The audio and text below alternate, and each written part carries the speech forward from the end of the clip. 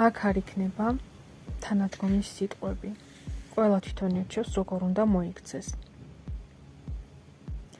ანუ ეს ვიდეო მინდა ჩავწერო, როგორ გამოვიდეთ ნეგატიური ფიქრებიდან ამ თემაზე.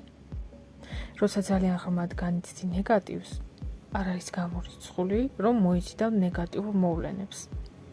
ანუ როდესაც გაქვს ფიქრები, რომელსაც სულ ატრიალებ, გადაქექავ თავში, გადმოქექავ, იქით მიუჩენ ადგილს, აქეთ მიუჩენ ადგილს, ბოლოს მაინც გამოჩნდება იგივე ფიქრები, იგივე სატრიალება, არ შეგიძლია რომ ეს მოიხშორო, არც პრაქტიკები შველის, არც მედიტაციები, ეს არის ჩვევა.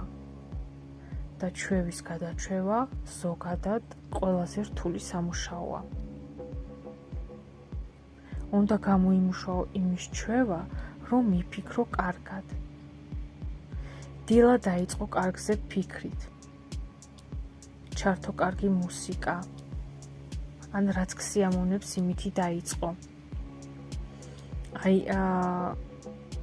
სანამ ბოლომდე გამოფხიზლდებით, მანამდე ტეტა მდგომარეობაში რო ვართ, არც გძინავს და არც გვხვიცავს. ეს მომენტი უნდა დაიჭიროთ და ანუ სანამ ტვინი შემოგიტევს, რომ გეტყვის ეს რაღაცები მაქვს დღეს გასაკეთებელი. არა, არ მიუშვათ ტვინი, დაიჭირეთ, გააჩერეთ და დაიწყეთ.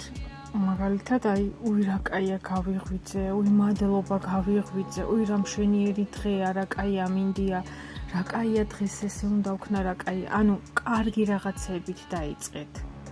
არა ის, რომ რამდენი საქმე მაქვს, დღეს კიდე, ანუ ხო ხვდებით თქვენთვის თქვენთან რაც რეზონირდება, იმ კარგით დაიწყეთ. ანუ რამდენჯერმე ასე რომ დააძალებთ თავს, მე უფრო მარტივი იქნება. და ზოგადად ეს ხდება მაშინ, ანუ ამის გაკეთება მოგინდება მაშინ, როცა ხვდები რომ შენი ფიქრები მოქმედებენ ყველაფერზე. ანუ შენს ფიქრებზეა დამოკიდებული მოვლენები ოჯახში, შენს ფიქრებზეა დამოკიდებული შენი ჯანმრთელობა, შენს ფიქრებზეა დამოკიდებული შვილების საქციელი და ასე შემდეგ. თუ ამას რეალურად გაიგებ, უფრო მარტივი იქნება ჩაერთო ფიქრების დამუშავებაში. თუ არ გაიაზრებ იმას, როგორ მოქმედებს შენი ფიქრები, არც ჩემი და არც სხვისი, თუნდაც ვიღაცა დიდი გურუსი და ასე შემდეგ, არავის რჩევები არ გამოგადგება, არაფერს არ მოგცემს, იქნება უბრალოდ როგორც ხმაური თავში. ჩვევაში უნდა გადავიდეს ის, რომ დილით ადგე კარგი ფიქრები და შეინარჩუნო მთელი დღე ეს ფიქრები.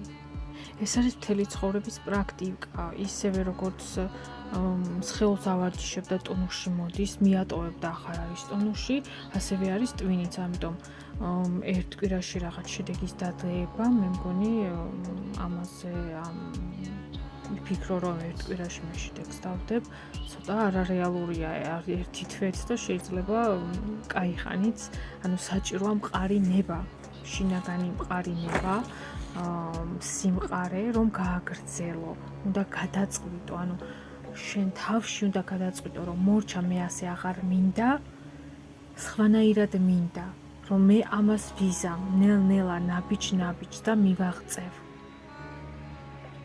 ეს არის პირველი, რაც შეიძლება ამ შემთხვევაში გავითვალისწინოთ, ანუ ნეგატიური ფიქრების მოშორებისთვის და მეორე, ან შეიძლება ეს მეორე, ახლა რასაც ვიტყვი, პირველ ადგილზე ჩავსვათ, თუმცა დიდი მნიშვნელობა ამასაც არ აქვს. ანუ მეორე, როცა გვაქვს ნეგატიური ფიქრები და ხედვები, ჩვენ ხედავთ ხშირად ცუდ ინფორმაციას. ანუ ამ შემთხვევაში ესე იგი ჩვენ ვჭამთ ხორცს. არსებობს ასეთი მიმდევრობა, ანუ მიმდევრობა დავარქვათ, თქვა თუ მეცნიერება, თუ რა ვიცი რაღაცა, ვინც იკვლევს თუ როგორ მოქმედებს საკვები ვიბრაციულად. სხვა ვიდეოებში ვსაუბრობ ნაწილობრივ ამ თემაზე, მაგრამ ანუ როცა მივირთმევთ ხილს, ბოსტნეულს, ბალახეულს, ხორცს, ჩვენი სხეული ღებულობს გარკვეულ ვიბრაციას.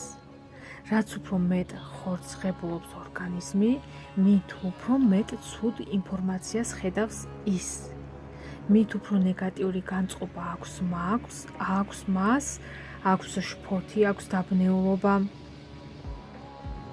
ანუ დადგა ის დრო, რომ ადამიანები ერთ პლანეტაზე ვცხოვრობთ და სხვადასხვა განზომილებაში ვართ. ან თავიანთ ვიბრაციებზე ვაკვირდები უკვე წელიწადზე მეტია, რომელი პროდუქტი როგორ მოქმედებს, არა მარტო ჩემს სხეულზე და ჩემს მოვლენებზე, არამედ ზოგადად სხვა ადამიანებზეც. მე არ მხვდება ნეგატიური ინფორმაცია არსად. ანუ ჩემთან სულ სხვა სამყარო არ ფოკუსირდები, არ მაინტერესებს, იმიტომ რომ მე ჩემ თავში გადაწყვეტილი მაქვს, რა გზაზე მივდივარ, რას ვაკეთებ და რატომ ვაკეთებ, რისთვის მინდა ეს ყველაფერი. ანუ შინაგანი სიმყარე გამოვიმუშავე და ამას მივყვები ჩემი ტემპით.